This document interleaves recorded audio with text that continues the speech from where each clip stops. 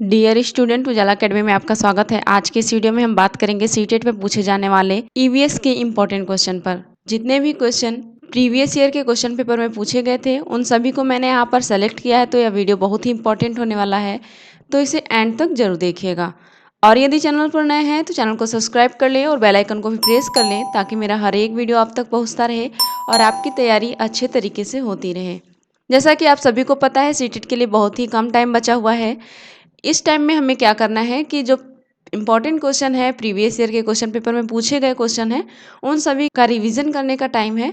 तो important question की series में बैक टू बैक ला रही हूँ, तो मेरे चैनल के साथ जुड़े रहिएगा। और पिछली वीडियोस में भी इम्पोर्टेंट क्वेश्चन को ही कवर करवाई हूँ, तो मेरे चैनल पर जाकर सीटेट 2024 के नाम से प्लेलिस्ट बनी हुई है, उस प्लेलिस्ट को जरूर चेकआउट करिएगा। उसमें सारे वीडियो को एक बार आप देख लीजिएगा ताकि आपकी तैयारी में कोई कमी ना रह जाए। और अपने दोस्तों के साथ शेयर करना नहीं भूलिएगा। तो चलिए बिना टाइम वेस्ट किए वीडियो को स्टार्ट कर लेते हैं और देख लेते हैं क्या है क्वेश्चन नंबर 1।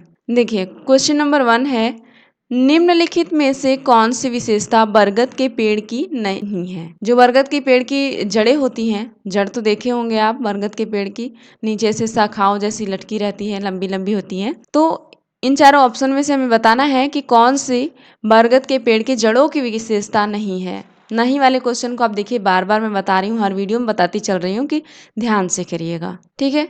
देखिए, आपके सामने ऑप्शन दिया गया है, जड़ें खंभों की तरह पेड़ को सहायता प्रदान करती हैं, जड़ें शाखाओं से नीचे लटकती हैं, इसमें जमीन के भीतर जड़ें होती हैं, जड़ें भोजन का भंडारण करती हैं। देखिए, एक बात का आप लोग ध्यान रखिएगा, मेरे साथ आंसर करते चलिएगा ताकि आपको पता लगेगा आपकी तैयारी कितनी हो चुकी है और अभी कितनी बाकी है। आप लोग आंसर करेंगे, क्या हो जाए करेक्ट आंसर। बरगद के पेड़ की जो जड़ है उसकी एक विशेषता नहीं है, इन चारों ऑप्शन में से उसका चुनाव करना है। फटाक से आप लोग कमेंट करके आंसर बताएंगे क्या होगा इस क्वेश्चन का करेक्ट आंसर। देखिए, एक एक ऑप्शन को देख लेते हैं। देखिए, पहला ऑप्शन है, जड़ें खंभों की तरह पेड़ को सहायता प्रदान करती हैं। बिल्कुल सही है। जो जड़ें होती हैं वो जमीन की तरफ लटकी हुई होती हैं और ये सहारा प्रदान करती हैं, सहायता देती हैं जड़ों को, ठीक है। जैसे एक खंभा घर को, पिलर्स घर को सहायता प्रदान करते हैं, वैसे ही पिलर्स की तरह जो जड़ें होती हैं बरगद की, उस पेड़ को सहायता प्रदान करती हैं। बिल्कुल करेक्ट है। तो करेक्ट वाले ऑप्शन को नहीं चुनना है क्योंकि नहीं वाला क्वेश्चन पूछा है यहाँ पे। और देखिए, दूसरा ऑप्शन दिया गया है, जड़ें शाखाओं से नीचे लटकती हैं। बिल्कुल बात सही है। उनकी जो जड़ें होती हैं, जो ऐसे पेड़ बना होता है, यहाँ से जड़ें शाखाओं के रूप में लटकी रहती हैं। बिल्कुल सही बात है। और देखिए, तीसरा ऑप्शन दिया है, इसमें जमीन के भीतर जड़ें होती हैं। जमीन के भीतर भी इसमें जड़ें पाई जाती हैं, ठीक है। तो ये भी ऑप्शन करेक्ट होने वाला है, यानी कि ऑप्शन नंबर 1, 2, 3 ये तीनों ही करेक्ट हैं। तो आपके सामने निकल कर आ चुका है इनकरेक्ट वाला कौन सा ऑप्शन गलत है। जड़ें भोजन का भंडारण नहीं करती हैं। जो बरगद की जड़ें होती हैं, लटकी हुई होती हैं शाखाओं के रूप में, ये भोजन का भंडारण नहीं करती हैं, ये विशेषता नहीं है उन जड़ों की, ठीक है। तो यही ऑप्शन नंबर 4 करेक्ट हो जाएगा। यहाँ पर याद रखिएगा, उनकी जड़ें भोजन का भंडारण नहीं करती हैं, यहाँ पर करती हैं लिखा है, ठीक है, इसलिए ये इनकरेक्ट हो जाएगा और यही ऑप्शन सही हो जाएगा। आई होप आपको समझ में आया होगा, यानी कि इस क्वेश्चन का राइट आंसर है ऑप्शन नंबर 4। देखिए, आगे है क्वेश्चन नंबर 2, खाद्य संरक्षण के लिए निम्नलिखित में से कौन सा जोड़ा ठीक नहीं है। खाद्य संरक्षण का पहले आप अर्थ समझ लीजिए।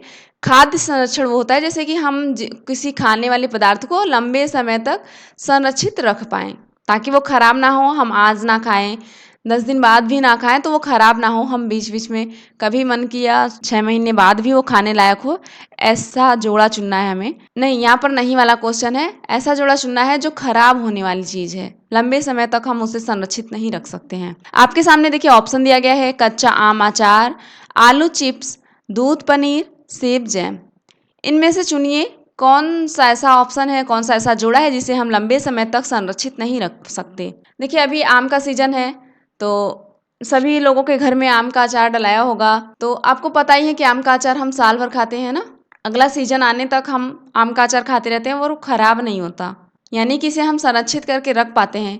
ये तो ऑप्शन बिल्कुल सही हो जाएगा।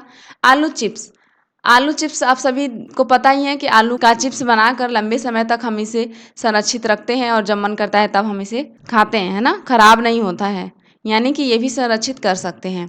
दूध पनीर, आप लोग बताइए क्या दूध पनीर को संरक्षित किया जा सकता है, लंबे समय तक रख सकते हैं आप। बिल्कुल नहीं ना, नहीं रख पाएंगे। दूध अगर ज़्यादा टाइम तक बॉयल न किया जाए तो खराब हो जाता है ना, तो ये हम ज़्यादा समय तक रखने वाली चीज़ नहीं है, ये ऑप्शन गलत हो जाएगा। और देखिए चौथा ऑप्शन है सेब जैम। जैम आता है देखिए आप डिब्बे में, जैम्स को हम लोग बहुत लंबे टाइम तक संरक्षित करके रख सकते हैं, ख़राब नहीं होता है ना, यानी कि ये भी खाद्य संरक्षण में आता है, इसे हम लंबे समय तक संरक्षित रख सकते हैं।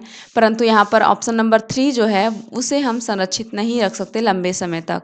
दूध पनीर याद रखिएगा, ऐसा क्वेश्चन आपके एग्जाम में देखने को मिल सकता है, तो घबराइएगा नहीं, थोड़ा बस समझ कर आंसर करिएगा, आंसर ठीक हो जाएगा। दूध पनीर ज़्यादा समय तक हम नहीं रख सकते संरक्षित करके, इसलिए यही सही हो जाएगा, क्योंकि यहाँ पर नहीं वाला क्वेश्चन पूछा था, यानी कि यहाँ पर ऑप्शन नंबर 3 करेक्ट हो जाएगा। आगे क्वेश्चन नंबर 3, प्राथमिक स्तर पर पर्यावरण अध्ययन में समुदाय सीखने सिखाने का एक महत्वपूर्ण संसाधन है, क्यों है? पर्यावरण अध्ययन में जो समुदाय होता है वह सीखने सिखाने का एक महत्वपूर्ण संसाधन है, ये बात तो बिल्कुल सही है, लेकिन क्यों बताइए। आपके सामने देखिए ऑप्शन दिया गया है, यह वास्तविक स्थितियों में सीखने के अवसर उपलब्ध कराता है, या फिर यह एक बहुत सस्ता साधन है। सस्ता साधन है, इसका क्या मतलब है? सस्ता हो या महंगा हो, अगर संसाधन सस्ता या महंगा आप देखेंगे तो बच्चों को सिखा पाएंगे। संसाधन सस्ता हो या महंगा हो, बच्चों को हमें सिखाने से मतलब है, वो सीख पाएँ, इंटरेस्ट लें, इन सब से मतलब है ना, तो इसे काट दीजिए ना, ये कोई बात नहीं हुई। यह आसानी से उपलब्ध होने वाला संसाधन है, बात तो सही है, समुदाय आसानी से उपलब्ध होने वाला संसाधन है, पर ये उतना अच्छा आंसर नहीं है ना, इसका कोई लेना देना नहीं है सीखने सिखाने में समुदाय का जो रोल है। ठीक है, इसको भी काट दीजिए आप। देखिए चौथा ऑप्शन दिया गया है, इसमें समझदार और बुजुर्ग व्यक्ति होते हैं। क्या समुदाय में केवल समझदार और बुजुर्ग व्यक्ति होते हैं इसलिए वह अच्छा संसाधन है सीखने सिखाने का? आपको भी ऐसा लग रहा है? बिल्कुल नहीं ना, ऐसे आंसर्स के साथ आप नहीं जाएंगे कभी भी। परीक्षा में हमेशा याद रखिएगा कि ऐसे आंसर आप चुनाव नहीं करेंगे। जो सबसे अच्छा होगा, वास्तविक स्थितियों से जोड़ना होगा, बाहरी जीवन से जोड़ कर रिलेट करके पढ़ाने वाला चीज़ होगा, उसके साथ आप जाएंगे, यानी कि यहाँ पर आप ऑप्शन नंबर 1 के साथ जाएंगे, यह वास्तविक स्थितियों में सीखने के अवसर उपलब्ध कराता है। ठीक है, आई होप आपको समझ में आया होगा। जो प्राथमिक स्तर पर पर्यावरण अध्ययन होता है उसमें जो समुदाय होता है वो सीखने सिखाने का एक महत्वपूर्ण संसाधन है, ये तो बात बिल्कुल सही है, लेकिन इसलिए महत्वपूर्ण संसाधन है क्योंकि यह वास्तविक स्थितियों में सीखने के अवसर उपलब्ध कराता है, वास्तविक स्थितियों से रूबरू करवाता है ये समुदाय। ठीक है, आई होप आपको समझ में आ गया होगा, यानी कि ऑप्शन नंबर 1 यहाँ पर करेक्ट हो जाएगा। याद रखिएगा, कई बार एग्जाम में पूछा गया क्वेश्चन है ना, तो आप ऐसे मेरी तरह ऑप्शन को हटा कर भी आंसर करिएगा, आपके सामने सही वाला आंसर निकल कर आ जाएगा। क्वेश्चन को रटने की कोशिश मत करिएगा, मैं हर बार बता रही हूँ, हर वीडियो में बता रही हूँ, कभी भी किसी भी क्वेश्चन को रटने की कोशिश मत करिएगा, समझने की कोशिश करिएगा, ताकि हो सकता है आपके एग्जाम में यही क्वेश्चन पूछा जाए, किसी अलग तरीके से पूछा जाए, है ना। तो अगर आप रटे नहीं हैं, समझे हैं, तो आंसर कर पाएंगे। ठीक है, देखिए आगे क्वेश्चन नंबर 4, मानवों के पेट में आमाशय रस की प्रकृति होती है और वह भोजन के पाचन में सहायता करती है। जो मानव के पेट में आमाशय होता है उसकी जो प्रकृति होती है, आमाशय रस की प्रकृति होती है, वह कैसी होती है और वो भोजन के पाचन में भी सहायता करती है? बताइए, उसकी प्रकृति पूछी गई है, कैसी होती है जो आमाशयी रस होता है? क्या वो क्षारी होता है या उभयधर्मी होता है, उदासीन होता है या फिर अम्लीय होता है? बताइए, जो पेट में आमाशय रस होता है, आमाशयी रस होती है, उसकी प्रकृति कैसी होती है? कैसी होती है जिसकी वजह से भोजन के पाचन में भी सहायता करती है? देखिए मैं बता दूं, जो मानव के पेट में आमाशयी रस पाई जाती है उसकी प्रकृति अम्लीय होती है। अम्लीय प्रकृति होने के कारण ही वह भोजन के पाचन में सहायता करती है। ठीक है, अम्लीय होती है, याद रखेंगे, यानी कि ऑप्शन नंबर 4 यहाँ पर करेक्ट हो जाएगा। आगे क्वेश्चन नंबर 5, नीचे पौधों के बारे में बच्चों के कुछ सहजानुभूत विचार दिए गए हैं, इनमें से कौन सा विचार वैज्ञानिक दृष्टिकोण से ठीक है? देखिए, जो ये चारों ऑप्शन दिए गए हैं आपके सामने, ये बच्चों के द्वारा दिए गए विचार हैं ना, बच्चे दिए हैं अपना अपना विचार, और लेकिन हमें इसमें से चुनना किसको है, जो वैज्ञानिक दृष्टिधारा से ठीक ऑप्शन है उसके साथ हमें जाना है। देखिए आपके सामने ऑप्शन दिया गया है, घास पौधा नहीं है, कुछ सब्जियां फल होती हैं, बीज किसी पौधे का हिस्सा नहीं होते, गाजर और बंद गोभी पौधे नहीं हैं। बताइए, इसमें से ऐसा कौन सा विचार है जो वैज्ञानिक दृष्टिकोण से ठीक है? ये तो सारा चारों ऑप्शन बच्चों के द्वारा दिया गया विचार है। बच्चे कह रहे हैं कि घास पौधे नहीं होते, कुछ सब्जियां फल होती हैं, बीज किसी पौधे का हिस्सा नहीं होते। कुछ बच्चे कह रहे हैं गाजर और बंद गोभी पौधे नहीं होते, पर आप उस आंसर के साथ जाइए जो वैज्ञानिकों के विचारधारा से दृष्टिकोण से ठीक है। देखिए, जो वैज्ञानिक दृष्टिकोण से ठीक है आंसर वो है ऑप्शन नंबर 2, कुछ सब्जियां फल होती हैं। ठीक है, कुछ सब्जियां फल होती हैं, ये वैज्ञानिक दृष्टिकोण से ठीक ऑप्शन है ना। यानी कि ऑप्शन नंबर 2 इस क्वेश्चन का राइट आंसर हो जाएगा। देखिए आगे क्वेश्चन नंबर 6, निम्नलिखित में से मच्छरों द्वारा फैलने वाले रोगों का समुच्चय कौन सा है। ये देखिए समुच्चय दिया गया है, इसमें से हमें चुनाव करना है कि कौन सा केवल मच्छरों द्वारा फैलने वाले रोग हैं।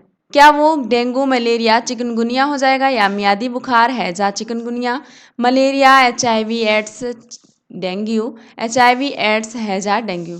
बताइए किसके साथ आप जाएंगे जो केवल मच्छरों द्वारा फैलने वाले जोड़े हैं। देखिए यहाँ पर जो मच्छरों द्वारा फैलने वाले रोगों का जोड़ा दिया गया है वो है डेंगू, मलेरिया, चिकनगुनिया। देखिए ये जो डेंगू, मलेरिया, चिकनगुनिया है ये केवल मच्छरों द्वारा फैलने वाले रोग है ना, यानी कि ऑप्शन नंबर 1 यहाँ पर करेक्ट हो जाएगा। डेंगू, मलेरिया, चिकनगुनिया ये मच्छरों द्वारा ही फैलते हैं। बाकी यहाँ पर देखिए हैजा दिया गया है, ये हैजा फैलता है विब्रियो कॉलेरी, जो जो जीवाणु का नाम है विब्रियो कॉलेरी नामक जीवाणु से हैजा फैलता है। यानी कि जीवाणु और विषाणुओं से फैलने वाले ये रोग है ना। तो ये ऐसे ही ऑप्शन गलत हो जाएंगे, हटा दीजिए। एड्स कोई मच्छरों द्वारा नहीं फैलता है ना, यानी कि जो बेस्ट आंसर यहाँ पर वो है डेंगू, मलेरिया, चिकनगुनिया, यही जोड़ा है जो मच्छरों द्वारा फैलता है। ठीक है, आई होप आपको समझ में आ गया होगा। तो चलिए देख लेते हैं अगला क्वेश्चन। देखिए आगे क्वेश्चन नंबर 7, किसी पशु के विषय में नीचे दिए गए विवरण को पढ़िए और उस पशु को पहचानिए। देखिए क्या कह रहा है क्वेश्चन, ये जो नीचे दिया गया है ये इतना लंबा चौड़ा पैराग्राफ, उसको हमें पढ़ना है और उसको पढ़ के नीचे दिए गए जो ऑप्शन है, आपके सामने चारों ऑप्शन है, उसमें से पहचानना है कि किस पशु के बारे में बात की जा रही है यहाँ पर। चलिए पढ़ लेते हैं विवरण क्या दिया गया है। देखिए दिया गया है, यह भालू जैसा दिखता है परंतु भालू नहीं है। क्या कह रहा है कि भालू जैसा दिखता तो है पर भालू नहीं है ना। यह दिन के लगभग 17 घंटे वृक्षों की शाखाओं से उल्टे लटक कर सोता है। जिस वृक्ष पर रहता है उसी वृक्ष की पत्तियां खाता है। यह लगभग 40 वर्षों तक जीवित रहता है। बताइए किस पशु की बात की जा रही है कि वह भालू जैसा दिखता तो है परंतु भालू नहीं है, और यह दिन के 17 घंटे, सोचिए 17 घंटे सोता है, और वो भी वृक्ष की शाखाओं से उल्टा लटक कर सोता है। और यह जिस वृक्ष पर रहता है उसी वृक्ष की शाखाओं की पत्तियों को यह खाता है, और यह लगभग 40 वर्षों तक जीवित रहने वाला प्राणी है। बताइए किसकी बात की जा रही है। आपके सामने ऑप्शन दिया गया है स्लाथ, लंगूर, चिंपैंजी, पैंडा। देखिए हमेशा याद रखिएगा, अगर ऐसा आंसर पूछ ले कि ऐसा कौन सा पशु है जो 17 घंटे वृक्ष की शाखाओं पर उल्टे लटक कर सोता है, अगर ये भी पूछ ले आपसे, तो जाइएगा ऑप्शन नंबर 1 के साथ, स्लाथ की बात की जा रही है। यहाँ पर स्लाथ की बात की जा रही है कि भालू जैसा दिखता तो है पर भालू नहीं है। यह दिन के लगभग 17 घंटे वृक्षों की शाखाओं पर उल्टा लटक कर सोता है, और जिस वृक्ष पर यह रहता है वहीं की पत्तियों को यह खाता है। पत्ती वहीं का खाएगा, वहीं पे सोएगा, है ना। और लगभग 40 वर्षों तक जीवित रहने वाला प्राणी है। आई होप आपको समझ में आ गया होगा। स्लाथ का नाम आप याद रखेंगे, और ये कई बार एग्जाम में क्वेश्चन पूछा गया है, तो इंपॉर्टेंट में जरूर से जरूर नोट करेंगे आप। आई होप आपको समझ में आ गया होगा, यानी कि यहाँ पर ऑप्शन नंबर 1 करेक्ट हो जाएगा। चलिए देख लेते हैं अगला क्वेश्चन। आगे क्वेश्चन नंबर 8, गोलकोंडा किला किसने बनवाया। जो गोलकोंडा किला है वो किसके द्वारा बनवाया गया है। क्या वो पल्लव राजवंश के द्वारा बनाया गया है, या चोर राजवंश के द्वारा, चालुक्य राजवंश के द्वारा बनवाया गया है, या काकतीय राजवंश के द्वारा। बताइए किसके द्वारा बनवाया गया है गोलकोंडा किला। देखिए जो गोलकोंडा किला है वो बनवाया गया है काकतीय राजवंशों के द्वारा। काकतीय राजवंश के द्वारा बनवाया गया है गोलकोंडा किला, यानी कि ऑप्शन नंबर 4 यहाँ पर करेक्ट हो जाएगा। याद रखिएगा और इसे आप नोट कर लीजिएगा, क्योंकि ये कहीं भी आप अगर किसी और एग्जाम की भी तैयारी कर रहे हैं तो वहाँ के जीके जीएस में भी पूछा जाने वाला क्वेश्चन है ये। ठीक है, आगे क्वेश्चन नंबर 9, एक विलेय की विघटन दर किस पर निर्भर करती है। जो एक विलेय की विघटन दर होती है वो किस पर निर्भर करती है। क्या वो भार पर निर्भर करती है, या फिर दाब पर, या तापमान पर, या सतह क्षेत्र पर। बताइए एक विलेय की विघटन दर किस पर निर्भर करती है। देखिए जो एक विलेय की विघटन दर होती है वो निर्भर करती है सतह क्षेत्र पर। सतह क्षेत्र पर निर्भर करती है एक विलेय की विघटन दर, यानी कि ऑप्शन नंबर 4 यहाँ पर करेक्ट हो जाएगा। आगे क्वेश्चन नंबर 10, ईवीएस शिक्षण अधिगम में कक्षा में प्राप्त अधिगम को विद्यालय के बाहर के जीवन से जोड़ने और इसे समृद्ध करने का तात्पर्य है। देखिए क्या क्वेश्चन करा है, जो ईवीएस अधिगम शिक्षण अधिगम है उसका जो विद्यालय कक्षा में जो प्राप्त अधिगम है विद्यालय के बाहर के जीवन से जोड़ने और समृद्ध करने का जो तात्पर्य होता है वो क्या होता है। ये बात तो बिल्कुल सही है कि अगर बाहरी जीवन से आप जोड़ के पढ़ा रहे हैं किसी भी चीज़ को तो बहुत अच्छी बात है ना। बाहरी जीवन से जोड़ना चाहिए, हमेशा बाहरी जीवन से जोड़कर पढ़ाने की कोशिश करना चाहिए ताकि बच्चे को अच्छी तरीके से समझ आ सके। तो इसका तात्पर्य क्या होता है बताइए, क्या वो पाठ्यचर्या से बाहर जाना ऐसा तात्पर्य होता है, या फिर पाठ्य पुस्तकों से बाहर जाना, या फिर वैश्विक पर्यावरणीय मुद्दों और चिंताओं को पाठ्य पुस्तकों से लिंक करना, या पूर्ण विद्यालय दृष्टिकोण है। क्या तात्पर्य होना चाहिए, ईवीएस शिक्षण अधिगम में कक्षा में प्राप्त अधिगम को विद्यालय के बाहर के जीवन से जोड़ने और समृद्ध करने का तात्पर्य पूछा गया है आपसे। देखिए जो उसका तात्पर्य होता है वो ये होता है कि पाठ्य पुस्तकों से बाहर जाना। एक जो छोटी सी किताब होती है उसमें जितना लिखा रहता है केवल उतने में ही सीमित करना रह जाए बच्चों का नॉलेज, उसके बाहरी जीवन से जोड़ेंगे, पाठ्य पुस्तक से बाहर भी जाएंगे, कुछ एक्स्ट्रा पॉइंट भी बताएंगे, जोड़ कर पढ़ाएंगे, है ना, जिससे वो अच्छे से समझ पाएँ। यानी कि ऑप्शन नंबर 2 यहाँ पर करेक्ट हो जाएगा, पाठ्य पुस्तकों से बाहर जाना यही तात्पर्य होता है। ठीक है, आई होप आपको समझ में आ गया होगा। तो चलिए देख लेते हैं अगला क्वेश्चन। देखिए आगे क्वेश्चन नंबर 11, निम्नलिखित में से कौन अंतर्राष्ट्रीय ख्याति प्राप्त वेट लिफ्टर है। बताइए कौन है जो वेट लिफ्टर है, अंतर्राष्ट्रीय ख्याति भी प्राप्त है उनको। क्या वो सुनीता विलियम्स है, बछेंद्री पाल है, सूर्यमणि है, या फिर कर्णम मल्लेश्वरी हैं, बताइए। देखिए जो कर्णम मल्लेश्वरी जी हैं वो उन्हें अंतर्राष्ट्रीय ख्याति प्राप्त है और ये वेट लिफ्टर हैं। ठीक है, इन्हें ही ख्याति प्राप्त है, अंतर्राष्ट्रीय ख्याति प्राप्त है और वेट लिफ्टर हैं ये कर्णम मल्लेश्वरी जी। यानी कि ऑप्शन नंबर 4 इस क्वेश्चन का राइट आंसर हो जाएगा।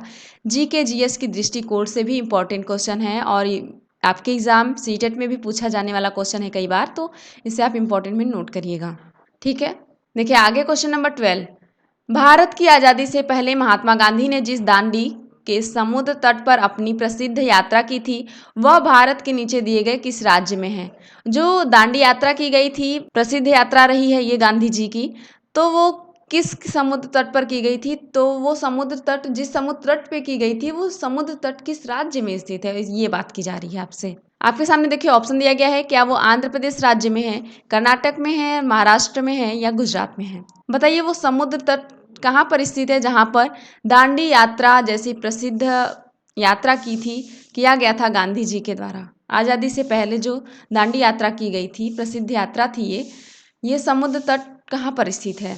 देखिए जितने लोग भी आंसर कर रहे हैं यहाँ पर ऑप्शन नंबर 4 वो बिल्कुल सही है, गुजरात राज्य में वो जो प्रसिद्ध यात्रा की गई थी दांडी यात्रा वो समुद्र तट स्थित है गुजरात राज्य में, ये याद रखेंगे आप। यानी कि ऑप्शन नंबर 4 इस क्वेश्चन का राइट आंसर हो जाएगा। आगे क्वेश्चन नंबर 13, नीचे दी गई सूची पर विचार कीजिए, कछुआ, घड़ियाल, कौवा, बत्तख, मछली इस सूची में निम्न में से कौन सा दूसरों से भिन्न है। देखिए आपको क्या पूछा है, इसमें से भिन्न बताना है, कौन सा अलग है।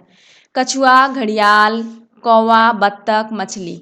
आप एक बात नोटिस कर पा रहे होंगे कि ये सब पानी से जुड़े हुए हैं। ये कछुआ, घड़ियाल, बत्तख, मछली ये चारों ही पानी से जुड़े हुए हैं, पर कौवा आपको लग रहा है कि पानी में रहता है। इसका जो वास स्थान है वो अलग है, रहने का स्थान इनका अलग है कौवे का।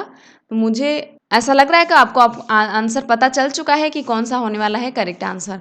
फिर भी चलिए देख लेते हैं, ऑप्शन आपके सामने दिया गया है मछली, कौवा, घड़ियाल, कछुआ। देखिए जैसा कि हम बताए मछली भी पानी में रहती है, घड़ियाल भी, कछुआ भी, इनका वास स्थान जल है, पर जो कौवा होता है उसका वास स्थान आकाश होता है, पेड़ों पे रहते हैं, ये आकाश में उड़ते हैं, है ना। यानी कि कौवा यहाँ पर डिफरेंट हो जाएगा, अलग हो जाएगा, एक दूसरे से भिन्न है यहाँ पर, इसलिए ऑप्शन नंबर 2 यहाँ पर करेक्ट हो जाएगा। आगे क्वेश्चन नंबर 14, मधुबनी चित्रकला के बारे में सही कथन चुनिए। सबसे पहले आप इसे मोस्ट एकदम वेरी इंपॉर्टेंट में नोट करेंगे, वेरी इंपॉर्टेंट में नोट करिए पहले, तब फिर बताऊं मैं क्या है ये मधुबनी चित्रकला। ऐसा नहीं है, आप कभी भी किसी भी समय का भी पेपर उठाकर देखिए, मधुबनी चित्रकला से क्वेश्चन आपसे जरूर पूछा गया होगा, हर एक पेपर में पूछा गया क्वेश्चन है, 1-2 नंबर यहाँ से फिक्स है आपके, तो इसे बहुत ध्यान से देखिएगा। ना समझ में आया तो वीडियो को पॉज करके देख लीजिएगा, पढ़ लीजिएगा, फिर आगे बढ़िएगा। मधुबनी चित्रकला के बारे में जो जो सही कथन है उसको देख लेते हैं। देखिए क्या दिया गया है ऑप्शन, पहला ऑप्शन है इन चित्रों को बनाने में नील हल्दी फूल, पेड़ों के रंग आदि का इस्तेमाल किया जाता है। बिल्कुल सही बात है। इसमें जो होता है ना, नेचुरल चीज़ों का प्रयोग किया जाता है। मधुबनी चित्रकला पेंटिंग जो होती है उसमें नेचुरल चीज़ों का प्रयोग किया जाता है। तो ये देखिए नेचुरल चीज़ है, नील, हल्दी, फूल, पेड़ों के रंग जो होते हैं उनका इस्तेमाल किया जाता है मधुबनी को बनाने में। यानी कि ये कथन बिल्कुल सही है। ऑप्शन नंबर बी है, इस इन चित्रों में इंसान, जानवर, पेड़, फूल, पंछी, मछलियाँ आदि दिखाए जाते हैं। बिल्कुल सही बात है। मधुबनी पेंटिंग देखेंगे आप तो इसमें फूल, पेड़, पक्षी, मछलियाँ, इंसान, जानवर यही सब बनाए गए हैं। तो ये भी ऑप्शन बिल्कुल करेक्ट है, याद रखिएगा। यह लोक चित्रकला बहुत पुरानी है और इसका नाम मधुबनी नामक स्थान के नाम पर पड़ा है। बिल्कुल सही बात है। मधुबनी नामक के स्थान के नाम पर ही इस चित्रकला का नाम पड़ा है, मधुबनी। बिल्कुल सही बात है और ये पुरानी चित्रकला भी है। ये ऑप्शन बिल्कुल सही है। और मधुबनी राजस्थान का अति प्रसिद्ध जिला है। बिल्कुल नहीं, ये ऑप्शन गलत है। ये राजस्थान में स्थित नहीं है मधुबनी। और जैसा कि हम आपको बताएं, मधुबनी के नाम पर ही मधुबनी का नाम पड़ा था, जो मधुबनी चित्रकला है। देखिए जो यहाँ पर राजस्थान दिया गया है वो बिल्कुल इनकरेक्ट है। यहाँ पर बिहार होना चाहिए था। यह बिहार में स्थित है मधुबनी, जहाँ पर इसकी पेंटिंग बनाई जाती है। जो मधुबनी पेंटिंग है वो बनाई जाती है। यहाँ पर राजस्थान इनकरेक्ट हो जाएगा, यानी कि यहाँ पर बिहार होना चाहिए, तब जाकर सही हो जाएगा। आप याद रखेंगे कि बिहार में स्थित है मधुबनी और मधुबनी के नाम पर ही मधुबनी चित्रकला का नाम पड़ा। और इसमें जो नेचुरल चीज़ों का प्रयोग किया, जैसे फूल, पेड़ और हल्दी जैसे रंगों का प्रयोग करके इसे हम बनाते हैं। और जो इंसान, जानवर, फूल, पेड़, मछली, पत्ती यही सब बनाया दिखाया जाता है पेंटिंग में। और यह बहुत पुराना है पेंटिंग, मधुबनी के नाम पर पड़ा। मैं बार बार बता रही हूँ आपको। तो ये बिहार में स्थित है, जो मधुबनी स्थान है ना, तो बिहार जिला का ये है प्रसिद्ध पेंटिंग। ये भी आप याद रखेंगे। यानी कि आपके सामने देखिए ऑप्शन नंबर ए, बी, सी सही निकल कर आ चुका है। तो नीचे देखिए दिया है ऑप्शन, कौन सा इसमें कहाँ पर देखने को मिल रहा है, ए, बी, सी। जहाँ पर ए, बी, सी होगा वो बिल्कुल करेक्ट हो जाएगा। देखिए यहाँ फोर्थ में दिख रहा है ए, बी, सी ऑप्शन बिल्कुल करेक्ट हो जाएगा, यानी कि ऑप्शन नंबर 4 यहाँ पर करेक्ट है। और याद रखिएगा जो मैं बताई हूँ, आपसे क्वेश्चन कैसे भी पूछे उसके लिए आप तैयार रहिएगा, घबराइएगा नहीं, ठीक है। आगे क्वेश्चन नंबर 15, अबू धाबी के विषय में सही कथन चुनिए। एक बार फिर से वेरी इंपॉर्टेंट क्वेश्चन आपके सामने है, तो इसे आप जरूर नोट करिए। पहले इंपॉर्टेंट में अबू धाबी से क्वेश्चन हर बार पूछा गया है। देखिए देख लेते हैं कौन सा कथन सही है। कथन आपके सामने है, यह रेगिस्तानी इलाके में है। अबू धाबी में पानी पेट्रोल से महंगा है। यहाँ की स्थानीय भाषा अरबी है। अबू धाबी की मुद्रा रुपए को दिनार कहते हैं। सही कथन जो है उनका हमें चुनाव करना है यहाँ पर। तो देखिए अबू धाबी के बारे में सबसे सही कथन है, यह रेगिस्तानी इलाके में है। बिल्कुल सही बात है, अबू धाबी रेगिस्तानी इलाके में है। और अबू धाबी में जो पानी है ना, याद रखिएगा, जो पानी है पेट्रोल से भी महंगा है वहाँ पर, है ना। पेट्रोल जो आप यहाँ पर पा रहे हैं ना, जितना महंगा, उससे भी महंगा वो लोग पानी खरीदते हैं वहाँ पर। पेट्रोल वहाँ पर सस्ता है, पानी महंगा है, ठीक, याद रखिएगा। और यहाँ का जो स्थानीय भाषा है वो अरबी है। बिल्कुल सही बात है। यानी कि अब चौथा ऑप्शन देखते हैं, जो दिनार लिखा है ना, मुद्रा को दिनार कहते हैं, वो बिल्कुल गलत है। दिरहम कहते हैं, वहाँ की जो मुद्रा होती है उसे हम दिरहम कहेंगे ना, दिरहम कहा जाता है वहाँ की मुद्रा को। दिनार ना होकर दिरहम रहता तो ये भी ऑप्शन सही हो जाता। लेकिन आप याद रखिएगा जो अबू धाबी की मुद्रा है उसे दिरहम कहते हैं। यानी कि आपके सामने option number A, B, C correct निकल कर आ चुका है। तो जहाँ पर ए, बी, सी दिख रहा है उसे सही कर दीजिए। ए, बी, सी पहले ही ऑप्शन में आपको दिखने को मिल रहा है, ए, बी, सी यही करेक्ट हो जाएगा। यानी कि ऑप्शन नंबर 1 इस क्वेश्चन का राइट आंसर है। और याद रखिएगा मुद्रा जो है वहाँ की दिरहम है, अबू धाबी की मुद्रा दिरहम है, ठीक। आई होप आपको समझ में आ गया होगा। तो चलिए देख लेते हैं क्वेश्चन नंबर 16। देखिए प्राथमिक स्तर पर वृक्षों के संरक्षण की संकल्पना के बारे में विद्यार्थियों को संवेदनशील बनाने के लिए नीचे दिए गया कौन सा क्रियाकलाप उपयुक्त नहीं है। नहीं वाला उपयुक्त चुनना है, जो उपयुक्त नहीं है। अगर बच्चों को जैसे पेड़ों की रक्षा करनी चाहिए, पेड़ों को बचाना चाहिए, उसके लिए आपको बच्चों को संवेदनशील बनाना है कि बच्चे तरस खाएं, सोचें कि पेड़ों को नहीं काटना चाहिए और जो लोग काट रहे हैं उन्हें रोकें, समझाएं। तो अगर बच्चों को संवेदनशील बनाना है तो ऐसा कौन सा ऑप्शन है जिसके साथ आप नहीं जाएंगे, ठीक है। नहीं वाले क्वेश्चन को आप ध्यान से करिएगा। वृक्षों पर नारा लेखन प्रतियोगिता आयोजित करेंगे, तो क्या बच्चे इससे मोटिवेट हो पाएंगे, संवेदनशील हो पाएंगे? बिल्कुल सही है ना। बच्चे जागरूक हो पाएंगे पेड़ों को लेकर अगर वो नारा लेखन की प्रतियोगिता आयोजित करते हैं, आप उसमें वो पार्टिसिपेट करते हैं तो। बिल्कुल सही आंसर है।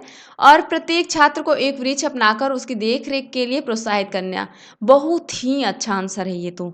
एकदम सही काट दीजिए देखते ही। अगर किसी वृक्ष को अपनाकर बच्चा उसकी देख रेख कर रहा है, उसका पूरा प्रोसेस देख रहा है कि कितने दिनों बाद ये इतना बड़ा वृक्ष हो रहा है, क्या क्या करना पड़ता है, तो वो पेड़ों को बिल्कुल नहीं काटेगा और लोग जो काट रहे हैं उनको भी रोकेगा, है ना। संवेदनशील बनेगा विद्यार्थी। बिल्कुल सही आंसर है ये। बच्चों को लकड़ी के लट्ठों का भंडारण दिखाना। जहाँ लकड़ियाँ इकट्ठी लकड़ियाँ रखी गई हैं, उसे अगर आप दिखा रहे हैं तो बच्चे के ऊपर क्या फ़र्क पड़ेगा? बताइए क्या होगा? बच्चा ये सोचेगा कि काट लेते हैं, क्या दिक्कत है ना? बिल्कुल नहीं दिखाएंगे। ऐसा आंसर आप बिल्कुल नहीं करेंगे। जो लकड़ी इकट्ठा है, लकड़ी कटी हुई लकड़ी है, उससे बच्चा संवेदनशील नहीं बनेगा, है ना। ऐसे आंसर के साथ आप बिल्कुल नहीं जाएंगे, ये आंसर बिल्कुल गलत है। और देखिए चौथा आंसर है वृक्षों पर पोस्टर बनाने की प्रतियोगिता आयोजित करना। देखिए यहाँ पर भी बच्चा एक्टिव है। जो अगर वृक्ष की पोस्टर बनाता है तो बच्चा अवलोकन करेगा, पेड़ पौधों को देखेगा, तब जाके पोस्टर बनाएगा। यानी कि कुछ सोचेगा, समझेगा, संवेदनशील बनेगा, है ना। ये भी आंसर सही है, यानी कि यहाँ पर नहीं वाला आंसर पूछा गया था। तो आपके सामने आंसर निकल के आ चुका है ऑप्शन नंबर 3। बच्चों को लकड़ी के लट्ठों का भंडारण दिखाना, ऐसा आप बिल्कुल नहीं करेंगे, या ये क्रियाकलाप आप बिल्कुल नहीं करेंगे, ठीक है। अगर बच्चों को संवेदनशील बनाना है पेड़ों को, तो प्रतियोगिताएं आयोजित करेंगे, वृक्षों को अपना कर देख रेख करने के लिए कहेंगे, ये सब करेंगे, ठीक, न कि ये करेंगे। इसलिए ऑप्शन नंबर 3 यहाँ पर करेक्ट हो जाएगा। आगे क्वेश्चन नंबर 17, ब्रेल लिपि के बारे में नीचे दिए गए कथनों का अध्ययन कीजिए। मोस्ट इंपॉर्टेंट क्वेश्चन आपके सामने एक बार फिर से। ब्रेल लिपि से हमेशा एग्जाम में पूछा जाता है, तो ब्रेल लिपि का जो ऑप्शन करेक्ट है यहाँ पर उसको देखना है हमें। चलिए बताइए क्या हो जाएगा, क्या क्या करेक्ट आंसर है। जो ब्रेल है वो मोटे कागज पर उभरे हुए बिंदु बनाकर लिखा जाता है, बिल्कुल सही। उभरी उभरी हुई संरचनाएं होती हैं जिससे बच्चे टच करके, स्पर्श करके पढ़ते हैं।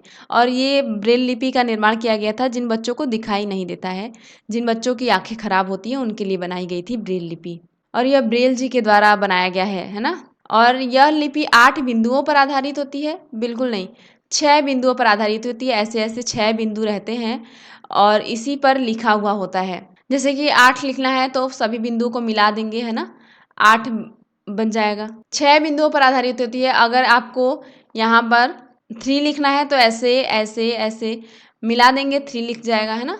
यानी कि बच्चे इस चीज़ को स्पर्श करेंगे और पढ़ते हैं, स्पर्श करके पढ़ते हैं, जो बच्चों को दिखाई नहीं देता। यानी कि यहाँ पर 8 न होकर 6 रहता तो बिल्कुल करेक्ट हो जाता, यानी कि ये ऑप्शन गलत हो जाएगा। और देखिए तीसरा ऑप्शन है बिंदुओं की पंक्तियाँ किसी नुकीले औजार से बनाई जाती हैं।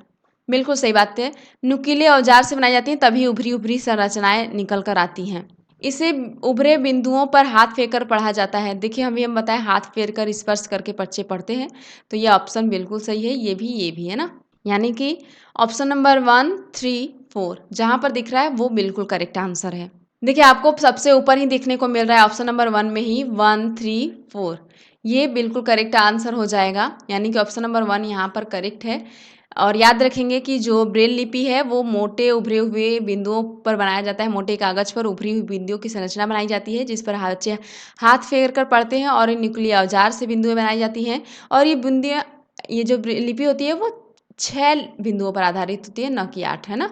याद रखेंगे और इसे इंपॉर्टेंट में आप नोट कर लिए होंगे। मैं उम्मीद करती हूँ कि आपको समझ में भी आ गया होगा अच्छी तरीके से। देखिए आगे क्वेश्चन नंबर 18, निम्नलिखित में से कौन सा प्राथमिक विद्यालय में पर्यावरण अध्ययन पढ़ाने का उद्देश्य निरूपित है। पर्यावरण अध्ययन का पढ़ाने का उद्देश्य क्या है प्राथमिक विद्यालय में, बताइए। क्या वो ये है अपने ज्ञान का विस्तार करने के लिए बच्चों को सूचना देना कि उन्हें कौन सी पुस्तक पढ़नी चाहिए, या फिर विद्यालय में बच्चों के अनुभवों को बाहरी दुनिया से जोड़ना, बच्चों को तकनीकी शब्दावली और परिभाषाओं से परिचित कराना, पर्यावरण अध्ययन से संबंधित तकनीकी शब्दों का आकलन। किस आंसर की तरफ आप जाएंगे, बताएंगे जल्दी से। और मैं बार बार आपको बताई होंगी, हर एक वीडियो में बताती हूँ कि बाहरी जीवन से रिलेट करके अगर पढ़ाने की बात आए तो उस आंसर के साथ तुरंत चले जाइएगा। उससे बेस्ट आंसर, उससे इससे अच्छा उद्देश्य हो ही नहीं सकता कभी भी। तो आपके सामने भी ऑप्शन में दिख रहा होगा, ऑप्शन नंबर 2 में अनुभवों को बाहरी दुनिया से जोड़ना, बिल्कुल करेक्ट हो जाएगा। आंख बंद करके आंसर टिक कर दीजिए, है ना। प्राथमिक विद्यालय में जो पर्यावरण अध्ययन करने का उद्देश्य होता है वो ये होता है कि बच्चों का जो अनुभव है बाहरी दुनिया से जोड़ा जाए, ठीक है। केवल एक पुस्तक में, एक विद्यालय में सिमट कर न रह जाएं, वो उनका अनुभव बाहरी दुनिया से जोड़ना बहुत ज़रूरी होता है। इसलिए यहाँ पर ऑप्शन नंबर 2 बिल्कुल करेक्ट हो जाएगा। आगे क्वेश्चन नंबर 19, एक किसान दानों को भूसे से अलग करना चाहता है, जिस प्रक्रिया से यह किया जा सकता है वह कहलाती है। इन चारों ऑप्शन में से कौन सी प्रक्रिया है जिससे दानों को भूसों से अलग करना है। जैसे यहाँ पर दाने हैं, छोटे छोटे दाने हैं और इसमें भूसे भी बहुत ज़्यादा है ना, भूसे भी हैं और दाने भी हैं। तो अगर इनको अलग करना है, दानों को भूसे से अलग करना है, यानी कि भूसा ज़्यादा होगा। इस स्थिति में जो इसको अलग करने की प्रक्रिया है वो क्या कहलाती है? क्या वो फसल की कटाई कहलाती है, हस्तचयन कहलाती है, थ्रेसिंग कहलाती है या निष्पावन कहलाती है? बताइए क्या कहलाता है? देखिए, जो दानों को भूसों से अलग करते हैं, भूसा आ जाता है दानों में, तो देखिए आप पंखा लगाकर या फिर फटकार कर लोगों में घर में लोग अलग करते हैं, तो उसे ओसाई भी कहते हैं ना, निष्पावन। जिसे यहाँ पर आप ओसाई नहीं समझ पाएँगे, निष्पावन आपके सामने दिया गया है, निष्पावन कहेंगे। वो जो प्रक्रिया होती है दानों को भूसों से अलग करने की, उसे हम निष्पावन कहते हैं। जैसे कि भारी और हल्का, देखिए जो भूसा होगा हल्का होगा और दाना जो भारी होगा, पंखा अगर लगाते हैं आप, हवा के माध्यम से अगर ओसाई कर रहे हैं, तो दाना आपके पैर के पास गिरेगा और जो भूसा होगा वो थोड़ा दूर जाकर गिरेगा। या मम्मी लोग दिखते हैं घर में फटकार के सूप वगैरह से निकालती है ना, तो ये जो ओसाई है उसे यहाँ पर ओसाई ना लिखकर निष्पावन लिखा गया है। निष्पावन कई बार एग्जाम में क्वेश्चन पूछा गया है, तो इसे आप नोट करिएगा कहीं ना कहीं। ट्रेसिंग के साथ मत जाइएगा, है ना। यहाँ पर निष्पावन करेक्ट आंसर हो जाएगा, यानी कि ऑप्शन नंबर 4 यहाँ पर करेक्ट है। आप इसे नोट कर लिए होंगे, मैं उम्मीद करती हूँ। तो चलिए देख लेते हैं अब अगला क्वेश्चन। आगे क्वेश्चन नंबर 20। प्राथमिक स्तर पर पर्यावरण अध्ययन के आकलन निम्नलिखित में से कौन सा एक संकेतक उपयुक्त नहीं है। नहीं वाले क्वेश्चन को आप ध्यान से करेंगे, बार बार पूछ रही हूँ, बोल रही हूँ मैं। प्राथमिक स्तर पर पर्यावरण अध्ययन के आकलन निम्नलिखित में से कौन सा एक संकेतक नहीं है, उपयुक्त नहीं है, बताइए। आपके सामने आंसर दिए गए हैं। प्रश्न पूछना, न्याय और समानता के प्रति चिंता, सहयोग की भावना होनी चाहिए, स्मरण रखना। स्मरण रखना यानी कि याद रखना। क्या मैं कभी भी आप मेरे मुंह से सुने हैं कि याद रखना ऐसा आंसर बिल्कुल सही होने वाला है? बिल्कुल गलत, काट दीजिए देखते ही। और यहाँ पर नहीं वाला ही क्वेश्चन पूछा गया है, तो आपके सामने आंसर पहले ही निकल कर आ चुका है। स्मरण रखना, याद रखना एकदम निगेटिव पॉइंट्स होते हैं, इस ऑप्शन के साथ आप बिल्कुल नहीं जाएंगे, काट देंगे ऐसे आंसर्स को देखते ही। और हम इसलिए काटे हैं और यही आंसर सही है क्योंकि यहाँ पर नहीं वाला पूछा ही है ना। यानी कि स्मरण रखना यहाँ पर इनकरेक्ट हो जाएगा और यही सही हो जाएगा। ऑप्शन नंबर 4 इस क्वेश्चन का राइट आंसर है। आकलन के लिए आप प्रश्न पूछ सकते हैं। प्रश्न समानता की चिंता होनी चाहिए, सहयोग की भावना की चिंता होनी चाहिए, ये बिल्कुल सही आंसर्स हैं। पर स्मरण रखना, याद रखना ये कोई पॉजिटिव आंसर नहीं है, कभी मत जाइएगा ऐसे आंसर्स के साथ, है ना। आगे क्वेश्चन नंबर 21। इस पौधे में पत्तियां हैं जिन्हें सब्जी की तरह प्रयोग में लाया जाता है, इसके बीजों से तेल प्राप्त किया जाता है, यह पौधा है। बताइए इन चारों ऑप्शन में से ऐसा कौन सा पौधा है जिसकी हम पत्तियों को भोजन के रूप में प्रयोग में लाते हैं, इनके हम सब्जी बनाते हैं और इनके जो बीज होते हैं, सीड्स होते हैं, उनसे हम तेल प्राप्त करते हैं, ऑयल मिलता है। बताइए, सीड से ऑयल मिलता है और पत्तियां हम भोजन के रूप में जैसे सब्जी बना लेते हैं, ऐसे प्रयोग करते हैं। ऐसा कौन सा है? आपके सामने आंसर दिए गए हैं, नारियल, बंद गोभी, सरसों, पालक। बताइए, जनरल सा क्वेश्चन पूछा गया है आपसे। अगर आपको ध्यान होगा तो सरसों के समय जब मम्मी सरसों का साग बनाती हैं तब खाने में कैसा लगता है? बहुत लोग को पसंद होता है, बहुत लोग को नहीं पसंद होता है, पर मम्मी लोगों का ये फेवरेट होता है सरसों का साग, है ना। घर में बनाती रहती हैं, बहुत हेल्थ के लिए बहुत ही सही होता है, सरसों का साग खाना चाहिए। और इसके जो सीड्स होते हैं, आपको पता है सरसों के जो सीड होते हैं, बीज होते हैं, उनसे ऑयल प्राप्त किया जाता है और इनकी पत्तियां सब्जियों के रूप में भी प्रयोग में लाई जाती हैं। आई होप आपको समझ में आ गया होगा, यानी कि ऑप्शन नंबर 3 इस क्वेश्चन का राइट आंसर है। आगे क्वेश्चन नंबर 22। यदि हम पक्षियों का अवलोकन करते हैं तो हम यह पाते हैं कि अधिकांश पक्षी अपने गर्दन अत्यधिक हिलाते हैं, इसका कारण है। क्या कारण है? देखे होंगे पक्षी अपनी गर्दन कभी इधर घुमाएगा, कभी इधर, कभी इधर, कभी इधर, कभी इधर, कभी इधर, है ना। पक्षी अपनी गर्दन बहुत अत्यधिक हिलाते हैं, अधिक हिलाते हैं, इसका कारण क्या है? क्या यह कारण है कि इनके कान ढके होते हैं और वे उड़ नहीं सकते? कान ढके होते हैं और उड़ नहीं सकते, इसका क्या अर्थ होगा भाई गर्दन हिलाने में? गर्दन बहुत तेजी से इधर उधर करते हैं, इसका कोई मेल जोल नहीं खा रहा है कारण से, है ना।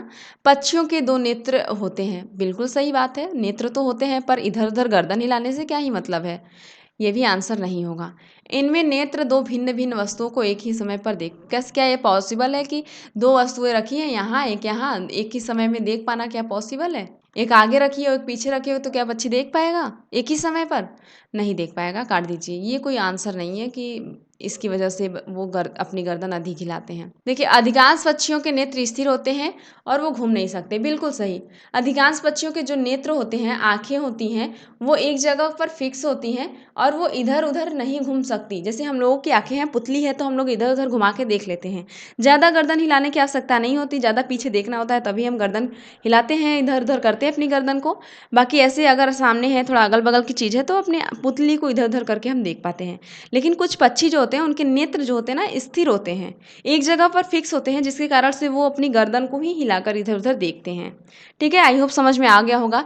यानी कि यहाँ पर ऑप्शन नंबर 4 करेक्ट हो जाएगा। आगे क्वेश्चन नंबर 23, निम्नलिखित में से हमारे देश के किस राज्य में के अधिकतर लोग नारियल तेल में पकी हुई समुद्री मछली खाना पसंद करते हैं? इन चारों ऑप्शन में से ऐसे राज्य का चुनाव करना है हमें जहाँ पर तेल में पकी हुई समुद्री मछली खाना पसंद करते हैं लोग। अब एक बात का तो आप ध्यान अगर दिए होंगे तो दिए होंगे, समुद्री, जहाँ समुद्र तट होगा, समुद्र पाया जाएगा, वहीं के तो लोग मछली खाना पसंद करेंगे, समुद्र तट की, है ना। ये आप बात ध्यान रखिएगा।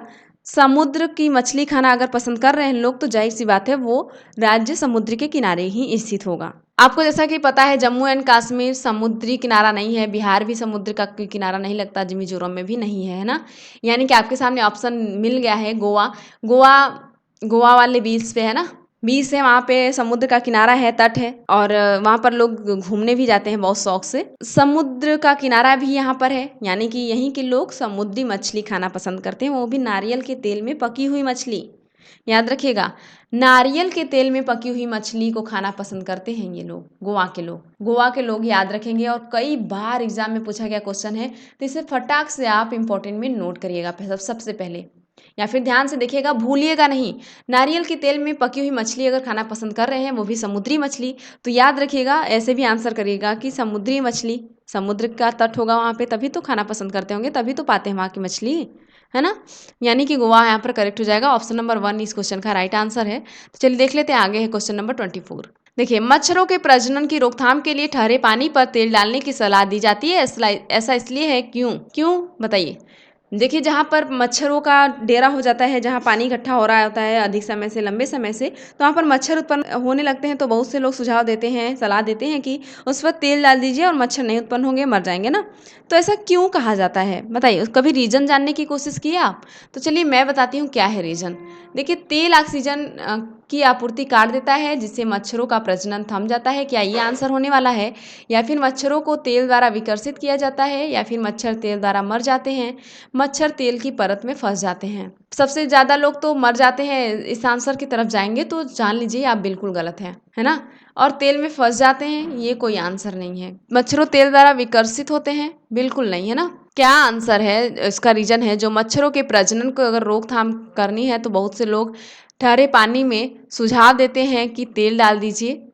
तो ऐसा इसलिए वो कहते हैं क्योंकि तेल ऑक्सीजन की आपूर्ति को काट देता है, जिससे मच्छरों का प्रजनन थम जाता है। ऑक्सीजन की आपूर्ति होगी ही नहीं तो प्रजनन कर ही नहीं पाएंगे, वो मर जाएंगे, है ना।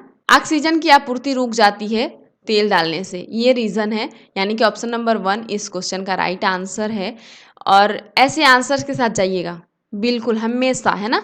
तेल ऑक्सीजन की आपूर्ति को काट देता है, जिससे मच्छरों का प्रजनन थम जाता है और वहाँ पे मच्छर साफ हो जाते हैं, हट जाते हैं। अगर आपके भी घरों में कहीं पर पानी इकट्ठा हो रहा है ऐसे गड्ढों में, तो अगर मच्छर उत्पन्न हो रहे हैं तो आप तेल डाल दीजिएगा, ठीक है। और अगल बगल के लोगों से भी बता दीजिएगा, अगर कहीं पानी इकट्ठा हो रहा है, कि तेल डाल दें तो मच्छर खत्म हो जाएंगे, ठीक, आगे मच्छर नहीं बढ़ेंगे। आगे क्वेश्चन नंबर 25, कुडुक कहाँ के लोगों की भाषा है? देखिए, जो भाषा है कुडुक, वहाँ कहाँ के लोगों की भाषा है? क्या वो मिजोरम के लोगों की भाषा है, मणिपुर के लोगों की है, अरुणाचल प्रदेश की है, या झारखंड के लोगों की? बताइए। याद रखिए, जब कुडुक भाषा है वो झारखंड के लोगों की भाषा है, झारखंड के लोगों द्वारा बोली जाती है कुडुक भाषा। यानी कि ऑप्शन नंबर 4 इस क्वेश्चन का राइट आंसर है। आगे क्वेश्चन नंबर 26, एक शिक्षिका तनावग्रस्त बच्चे की पहचान कर सकती है जब बच्चा निम्नलिखित व्यवहार प्रदर्शित करेगा। अगर कोई बच्चा तनाव में है, तनाव से ग्रस्त है, तनावपूर्ण है, तो उसकी अगर पहचान करनी है किसी टीचर को, तो वो बच्चा कैसा व्यवहार प्रदर्शित करेगा तो आप पहचान पाएंगे। क्या आक्रामक व्यवहार हो जाएगा, पढ़ाई में पूर्ण एकाग्रता, बहुत बात करना, हाइपर एक्टिविटी यानी कि अति सक्रियता? किसके साथ जाएंगे आप? अगर किसी बच्चे को पहचानना है कि वो तनाव में है, तो कैसा वो व्यवहार करेगा, जिससे आप पहचान पाएंगे। देखिए, अगर कोई बच्चा है, अगर वो तनाव में है, वो आक्रामक व्यवहार कर रहा है, तो आप जान जाइएगा, समझ जाइएगा कि बच्चा तनाव में है। ठीक है। आप अगर टीचर बन जाते हैं तो ऐसे ऐसे बच्चे भी देखने को आपको मिलेंगे कि जो आक्रामक व्यवहार करेंगे, कोई अच्छा व्यवहार करेगा, है ना। तो आक्रामक व्यवहार अगर कोई बच्चा कर रहा है तो इसका मतलब ये नहीं कि आप उसको पीटेंगे, आप समझेंगे उसको, उसकी फीलिंग को समझेंगे, यानी कि वो तनाव में है बच्चा, कोई ना कोई वजह है जिससे वो तनावग्रस्त है। ठीक है। उसके रीजन को जानेंगे, उसको सॉल्व करने की कोशिश करेंगे, मारेंगे पीटेंगे नहीं, है ना। तनाव में है तो आक्रामक व्यवहार करेगा, जिससे आप पहचान पाएंगे कि बच्चा तनावग्रस्त है। ठीक। पढ़ाई में एकाग्रता अगर दे रहा है तो वो कैसा तनाव, कैसा टेंशन। बहुत बात करने वाले लोग टेंशन में रहते ही नहीं, बहुत मस्त रहते हैं अपनी दुनिया में ना। हाई अति सक्रिय है, पार्टिसिपेट कर रहा है हर चीज़ में, तो वो तनावग्रस्त नहीं रहेगा ना। जो भी टेंशन होगा वो भी खत्म हो जाता है ऐसी स्थिति में। यानी आक्रामक व्यवहार कर रहा है तो बच्चा तनावग्रस्त होता है। ठीक है। यानी कि ऑप्शन नंबर 1 इस क्वेश्चन का राइट आंसर हो जाएगा। आगे क्वेश्चन नंबर 27, किसके लिए मछली घर में, अक्वेरियम में, मछली घर को अक्वेरियम कहा जाता है, ये भी याद रखेंगे, हवा वाला पंप रखा जाता है। किस लिए, बताइए, किस लिए अक्वेरियम में जो हवा वाला पंप होता है रखा जाता है। क्या वो पानी को साफ करने के लिए रखा जाता है, या फिर जलीय पौधों को अधिक कार्बन डाइऑक्साइड उपलब्ध कराने के लिए, अधिक ऑक्सीजन को पानी में घुलने देने के लिए, या फिर मछली घर एक्वेरियम की शोभा बढ़ाने के लिए। बताइए किस आंसर के साथ आप जाएंगे। जो हवाला पंप रखा जाता है वो किस लिए रखा जाता है मछली घर में। देखिए, जो मछली घर में हवाला पंप रखा जाता है वो इसलिए रखा जाता है कि अधिक से अधिक ऑक्सीजन को पानी में घुलने देने के लिए, अधिक से अधिक ऑक्सीजन को पानी में घुलने देने के लिए मछली घर में हवा वाला पंप रखा जाता है। साफ करने के लिए ये कोई रीज़न नहीं है। एक्वेरियम में जो हवा वाला पंप रखा जाता है अधिक ऑक्सीजन को पानी में घुलने देने के लिए रखा जाता है। यानी कि ऑप्शन नंबर 3 इस क्वेश्चन का राइट आंसर हो जाएगा। आगे क्वेश्चन नंबर 28, पंकज ने अपने मित्र से कहा मैं नहीं खेल सकता क्योंकि मुझे बुखार है। देखिए, कोई पंकज नाम का लड़का है और वो अपने दोस्त से क्या कह रहा है कि मैं आज खेल नहीं सकता क्योंकि मुझे बहुत तेज बुखार है। मैं कपकपी, बुखार, सिर दर्द और अंत में पसीना आने के चक्र से गुजर रहा हूँ। क्या हो रहा है पंकज को, उससे कपकपी हो रही है, बुखार आ रहा है और सिर दर्द और अंत में पसीना भी आ रहा है, ऐसा हो रहा है उसे। और रक्त की जांच के बाद डॉक्टर ने मुझे एक कड़वी दवाई दी है, और उसे डॉक्टर ने जब जांच किया तो उसे कड़वी दवाई भी दी है। तो पंकज किस रोग से पीड़ित है, किस रोग से पंकज पीड़ित है यह बताइए। क्या वो मियादी बुखार से पीड़ित है, अतिसार से, हैजा से, मलेरिया से। बताइए किससे पीड़ित है पंकज। पंकज अपने मित्र से कह रहा है ना कि उसे कपकपी, बुखार, सिर दर्द, अंत में पसीना भी आ रहा है और डॉक्टर एकदम कड़वी दवाई दिए हैं। तो बताइए वो किस रोग से ग्रसित चल रहा है, क्या किससे पीड़ित है वो। देखिए, अगर ऐसी स्थिति आ जाए, ऐसा पहचानना हो जाए, कपकपी, बुखार और सिर दर्द और अंत में पसीना, वो भी ऊपर से कड़वी दवाई, तो ये होता है मलेरिया में। मलेरिया की जो दवाई बनाई जाती है वो सिनकोना नामक छाल से बनाई जाती है, जिसके कारण वो कड़वी होती है। और वो जो पंकज है वो मलेरिया से ग्रसित चल रहा है, उसे मलेरिया हुआ है, जिसके कारण वो अपने दोस्त को खेलने से मना कर रहा है, नहीं खेल पाएगा उसके साथ, ऐसा बोल रहा है ना। उसे मलेरिया है, मलेरिया से पीड़ित चल रहा है। यानी कि ऑप्शन नंबर 4 इस क्वेश्चन का राइट आंसर हो जाएगा। आगे क्वेश्चन नंबर 29, पंखुड़ियों के अंदर फूल के बीच में कुछ पतली पाउडर जैसी संरचनाएं दिखाई देती हैं, जिन्हें कहते हैं। आप पंखुड़ी के अंदर देखे होंगे कुछ पतली पतली फूल जो होता है ना, फूल, इस फूल के बीच में आप पतली पतली यहाँ पे देखे होंगे, यहाँ पर पतली पतली पाउडर जैसी संरचनाएं होती हैं, तो उन्हें हम क्या कहते हैं। क्या उन्हें हम परागकोश कहेंगे, पराग कहा जाता है, या मूलांकुर, या फिर वर्तिकान। बताइए किस क्या कहा जाता है जो पंखुड़ियों के अंदर फूल के बीच में पतली पतली पाउडर जैसी संरचनाएं होती हैं। देखिए क्या कहा जाता है, पराग कहा जाता है। पंखुड़ियों के अंदर फूल के बीच में जो पतली पतली पाउडर जैसी संरचनाएं होती हैं उन्हें पराग कहा जाता है। ठीक है। यानी कि ऑप्शन नंबर 2 इस क्वेश्चन का राइट आंसर हो जाएगा। ये जो छोटी छोटी पतली पतली यहाँ पर संरचना होती है वो पराग होती है, पाउडर जैसी होती है, आपके हाथ में भी लग जाती है, याद रखिएगा ना। इस वीडियो का लास्ट क्वेश्चन है क्वेश्चन नंबर 30, पर्यावरण अध्ययन के शिक्षक के रूप में चिड़ियाघर के भ्रमण का आयोजन करने का मुख्य उद्देश्य होना चाहिए। अगर आप एक पर्यावरण अध्ययन के ईवीएस के टीचर हैं, अगर बच्चों को चिड़ियाघर भ्रमण पर ले जाने का आयोजन बना रहे हैं, तो उद्देश्य क्या होगा आपका, क्या उद्देश्य होना चाहिए ले जाने का। क्या शिक्षार्थियों को आनंद और मजा उपलब्ध कराने के लिए ले जाएंगे, या नृत्य शिक्षण कार्यक्रम में की एकरसता को बदलना, या फिर शिक्षार्थियों को सक्रिय अधिगम अनुभव उपलब्ध कराना, क्या ये उद्देश्य होना चाहिए, या फिर शिक्षा की गुणवत्ता के बारे में अभिभावकों को संतुष्ट करना। देखिए, अगर चिड़ियाघर बच्चों को भ्रमण पर ले जाने का आयोजन बना रहे हैं जिससे तो उसका उद्देश्य आपका ये नहीं होना चाहिए कि बच्चे आनंद और मज़ा लेने जाएँ। बच्चा अगर कुछ सीख नहीं रहा है तो कोई मतलब नहीं है, अपने पेरेंट्स के साथ भी जाके मज़ा आनंद ले सकता है। अगर आप एक ईवीएस के टीचर हैं तो बच्चों को कुछ ना कुछ सिखाने की कोशिश करेंगे, अनुभव एकदम प्रत्यक्ष अनुभव कराने की कोशिश करेंगे, ना? ना कि मज़ा, आनंद ये सब, ऐसा आंसर नहीं होगा, काट दीजिए। नृत्य शिक्षण कहाँ से आ जाएगा चिड़ियाघर में? क्या वहाँ पे डांसिंग शिक्षण चल रहा है, एक रास्ता को बदलना है, ऐसा कुछ नहीं है ना? काट दीजिए। शिक्षार्थियों को सक्रिय अधिगम अनुभव उपलब्ध कराना, बिल्कुल सही। सक्रिय रूप से अधिगम करेंगे, सीखेंगे बच्चे और एकदम प्रत्यक्ष अनुभव करेंगे, है ना? देख कर चीज़ों को सीखेंगे, बिल्कुल सही आंसर है ये, सही कर दीजिए। शिक्षा की गुणवत्ता के बारे में अभिभावकों को संतुष्ट करना, बिल्कुल गलत आंसर है। अभिभावक संतुष्ट होकर क्या करेगा भाई? बच्चा जब संतुष्टि नहीं है, बच्चा कुछ सीख ही नहीं पाया, आप टीचर होने के नाते आपका ये फर्ज बनता है कि बच्चा सीख पाए, बच्चे अधिक से अधिक सीख पाएँ, पार्टिसिपेट करें चीज़ों में। यानी कि अगर पर्यावरण अध्ययन के आप अगर टीचर हैं और चिड़ियाघर ले जाने का आयोजन कर रहे हैं, भ्रमण पर बच्चों को ले जाने का आयोजन कर रहे हैं, तो उसका मुख्य उद्देश्य होना चाहिए शिक्षार्थियों को सक्रिय अधिगम अनुभव उपलब्ध कराना। ठीक है? आई होप आपको समझ में आ गया होगा, यानी कि ऑप्शन नंबर 3 इस क्वेश्चन का राइट आंसर हो जाएगा। और दोस्तों, यदि ये वीडियो अच्छा लगा है तो अपने दोस्तों के साथ शेयर कर दें और वीडियो को लाइक करना नहीं भूलिएगा। मैं आप लोगों के लिए इंपॉर्टेंट क्वेश्चन एकदम सेलेक्ट कर करके ला रही हूँ वीडियो बैक टू बैक, तो इतनी मेहनत के लिए थोड़ा सा सपोर्ट करेंगे आप लोग, मेरी वीडियो को लाइक कर देंगे और अपने दोस्तों के साथ शेयर कर देंगे, और यदि चैनल पर नए होंगे तो चैनल को जरूर से जरूर सब्सक्राइब कर लेंगे, ताकि आपकी एक छोटी सी हेल्प से मुझे मोटिवेशन मिलता है और मैं आप लोगों के लिए इंपॉर्टेंट क्वेश्चन ढूंढ के लाती हूँ, जिससे आपका हेल्प हो सके, और अगर आपका 1-2 नंबर से सीटेट रह जा रहा है तो इस बार ना रह जाए। ऐसे टिप्स एंड ट्रिक्स में भी मैं बताती चलती हूँ वीडियो के दौरान। और ऐसे ही इम्पोर्टेंट्स क्वेश्चन मैं बैक टू बैक लाने वाली हूँ, तो मेरे चैनल के साथ जुड़ जाइएगा और अपने दोस्तों को भी मेरा चैनल सजेस्ट कर दीजिएगा, ताकि उनका भी हेल्प हो सके। और एक बात का ध्यान रखिएगा, अगर आपने मेरी पिछली वीडियोस को अभी तक नहीं देखी है तो चैनल पर जाइए अभी तुरंत और देख लीजिए, ताकि आपकी तैयारी एकदम बेहतरीन हो जाए, क्योंकि उन सभी वीडियो में भी मैं जितने जितने भी इंपॉर्टेंट क्वेश्चन थे सीडीपी के, ईवीएस के, उन सभी को मैं कराई हूँ। और आप एक बात का ध्यान रखेंगे, ईवीएस, सीडीपी और मैथ कोई भी ऐसा विषय नहीं है जहाँ क्वेश्चन रिपीट नहीं होते। सीटेट में मोस्ट क्वेश्चन रिपीटेड होते हैं, रिपीट किए जाते हैं क्वेश्चन, मैं बार बार बताती हूँ आपको, तो इस बात का ध्यान रखिएगा।